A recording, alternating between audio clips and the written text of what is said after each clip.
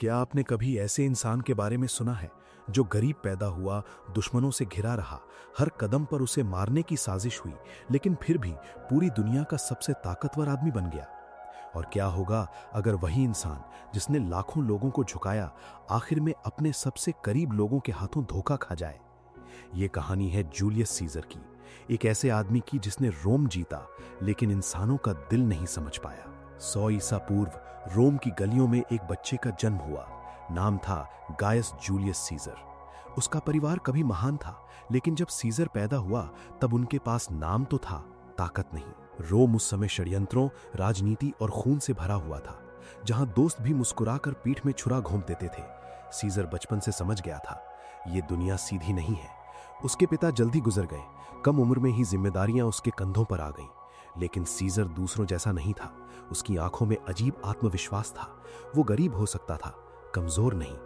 जब रोम में तानाशाह सुल्ला सत्ता में आया, उसने सीजर को आदेश दिया कि वो अपनी पत्नी को छोड़ दे, क्योंकि वो राजनीतिक दुश्मनों के परिवार से थी। सीजर ने मना कर दिया। सबने कहा, जान बचानी है तो झुक जाओ।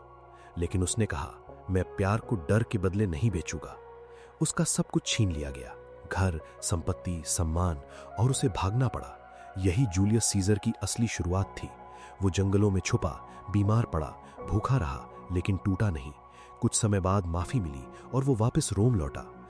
अब उसने फैसला किया, गरीबी में नहीं मरूंगा।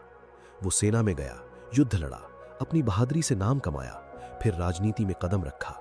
वो बोलता था तो भीड़ रुक जाती थी। उसके शब्द तलवार जैसे थे।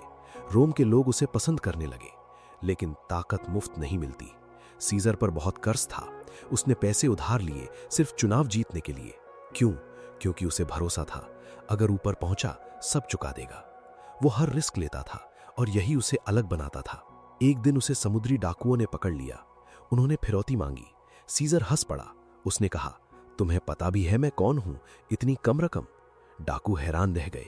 उन्होंने रकम बढ़ा दी। कैद में रहते हुए भी सीजर ऐसे बात करता जैसे मालिक वही हो। वो कविताएं सुनाता, आदेश देता, मजाक करता।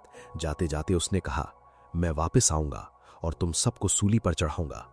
डाकू हंसे, लेकिन सीजर वापस आया, सेना लेकर, और सबको पकड़कर सजा दी। वो मजाक नहीं करता था। रोम में उसकी लोकप्रियता बढ़ती गई। फिर उसने दो बड़े नेताओं पोम्पे और क्रासस से हाथ मिला लिया। तीनों ने मिलकर सत्ता बांट ली। इसे इतिहास में पहला ट्रायम्विरेट कहा गया। अब सीजर को मिला सबसे बड़ा मौका, गौल, आज का फ्रांस का शासन। वहां से उसने अपने जीवन का सबसे बड़ा खेल शुरू किया। उसने गौल पर हमला किया, एक नहीं कई जनजातियों को हराया, नदियां पार की, जंगल जीते, ठंड, भूख, बगावत सब झेला। लेकिन हर जीत के बाद वो अपने सैनिकों के बीच जाता, उनके साथ खाता, उनके नाम जानता। इसलिए सैनिक उसके लिए मरने को तैयार रहते थे। कुछ नेता डरने लगे। उन्होंने कहा, सीजर बहुत बड़ा हो रहा है। लेकिन अब देर हो चुकी थी। सीजर सिर्फ आदमी नहीं रहा, वो तूफान बन चुका था। गॉल जीतकर वो रोम का सबसे मशहूर इंसान बन गया। जहां उसका नाम लिया जाता, भीड़ तालियां बजाती। लेकिन रोम की सेनेट में लोग कांपते थे, क्योंकि उन्हें पता था, अगर ये आदमी वापस आया तो सत्ता बदल जाएगी। और सीजर वापस आ रहा था। नदी रूबिकॉन उसके सामने थी। कानून कहता था, सेना लेकर इसे पार नहीं कर सकता। अगर पार किया तो गृह युद्ध होगा। उस रात वो नदी किनारे खड़ा रहा। आसमान शांत था, लेकिन इतिहास सांस रोक कर देख रहा था। उसने धीरे से कहा, पासा फेंका जा चुका है, और नदी पार कर दी। उस पल से रोम बदल गया। अब या तो सीजर जीतेगा या मर जाएगा। लेकिन वो पीछे मुड़ने वालों में से नहीं था। जिस आदमी ने गरीबी, बीमारी, निर्वासन और मौत का डर हराया हो, उसे अब कौन रोक सकता था? ये तो सिर्फ शुरुआत थी।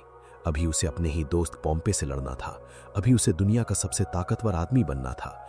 और अभी उसे सबसे बड़ा धोखा मिलना बाकी था। क्या होगा अगर एक आदमी सब कुछ जीत ले, लेकिन अपने सबसे करीबी लोगों को खो दे? क्या होगा अगर जिस इंसान के नाम से पूरा रोम कांपता हो, वही रात को अकेले बैठकर सोचता हो कि आखिर उसे प्यार क्यों नहीं मिला? जूलियस सीजर ने युद्ध जीते, राजाओं को हराया, रोम को अपने कदमों में झुकाया। लेकिन एक ऐसी लड़ाई थी जिसमें वो धीरे धीरे हार रहा था, भरोसे की लड़ाई। ये कहानी है उस पल की जब दुनिया का सबसे ताकतवर आदमी अंदर से टूटने लगा था। रूबिकॉन नदी पार करने के बाद अब वापसी का रास्ता खत्म हो चुका था। जूलियस सीजर ने कानून तोड़ दिया था। अब या तो वो रोम पर राज करेगा या मिटा दिया जाएगा। उसके सामने खड़ा था उसका पुराना साथी पोम्पेई महान। कभी दोनों साथ थे, अब दोनों दुश्मन थे। रोम दो हिस्सों में बंट चुका था। कुछ लोग पोम्पेई के साथ थे, कुछ सीजर के साथ, और बाकी लोग डर के साथ।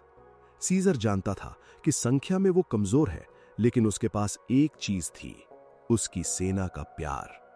उसके सैनिक सालों तक उसके साथ भूखे रहे थे, ठंड में लड़े थे, खून बहाया था। वो उन्हें सिर्फ आदेश नहीं देता था, उनके साथ दर्द भी सहता था।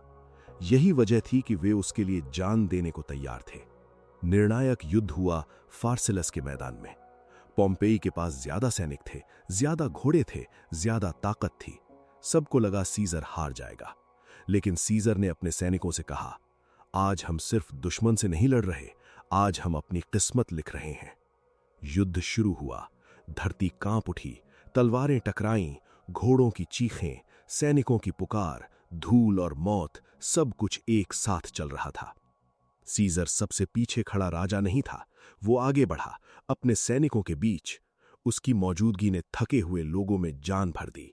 कुछ ही घंटों में इतिहास बदल गया। पोम्पेई हार गया, वो भाग गया, और जूलियस सीजर रोम का सबसे ताकतवर आदमी बन गया। लेकिन जीत के बाद भी उसकी आंखों में खुशी नहीं थी, क्योंकि उसने दुश्मन नहीं हराया था, उसने अपने पुराने दोस्त को हराया था। पोम्पेई मिस्र भाग गया। सीजर उसके पीछे पहुंचा, लेकिन वहां उसे जो मिला उसने उसे हिला दिया। मिस्र के लोगों ने खुश करने के लिए पोम्पेई का सिर काटकर सीजर के सामने रख दिया। उन्होंने सोचा सीजर खुश होगा, लेकिन वो चुप रह गया। उसकी आंखें भर आईं। उसने कहा, मैंने अपने दुश्मन को हराना चाहा था, अपमानित नहीं। ये वही सीजर था जो जीत सकता था, पर हर दर्द महसूस भी करता था। मिस्र में उसकी मुलाकात हुई एक ऐसी महिला से जिसने उसका दिल बदल दिया। उसका नाम था क्लियोपैट्रा। सुंदर, बुद्धिमान, निडर और बेहद प्रभावशाली। कहते हैं वो खुद को कालीन में लपेटकर सीजर के कमरे में लाई गई थी ताकि दुश्मनों से बच सके। जब कालीन खुला, सीजर सिर्फ एक रानी नहीं, एक तूफान से मिला।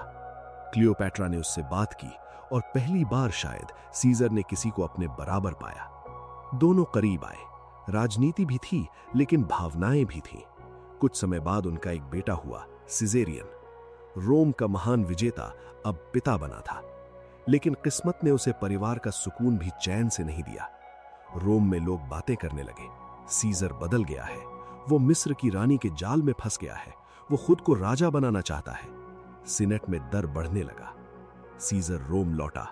उसने माफियां दी, दुश्मनों को छोड़ा, कर्ज कम किए, गरीबों की मदद की, कैलेंडर सुधारा, कई सुधार किए। लोग खुश थे, लेकिन नेता डर रहे थे, क्योंकि जनता अब सीजर से प्यार करती थी, और जब जनता किसी से प्यार करे तो पुराने ताकतवर लोग बेचैन हो जाते हैं। एक दिन सीनेट ने उसे उपाधि दी, तानाशाह, आजीवन। यही वो पल था जहां सब बदल गया। कुछ लोगों ने सोचा अब रोम खत्म हो जाएगा, क्योंकि रोम खुद को गणराज्य मानता था, राजा नहीं। सीजर शायद खुद को रोम का रक्षक समझता था, लेकिन बाकी लोग उसे खतरा समझने लगे।